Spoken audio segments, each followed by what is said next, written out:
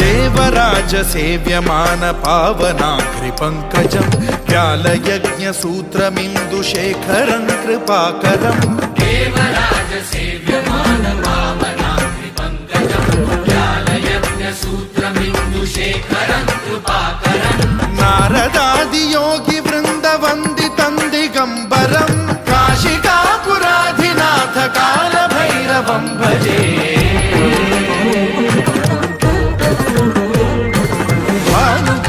भास्वरं भवाब्धिकारकं परं नीलकण्ठमीप्सितार्थदायकं त्रिलोचनं कालकालमम्बुजाक्षमक्षशूलमक्षरं काशिकापुराधिनाथ कालभैरवं भजे।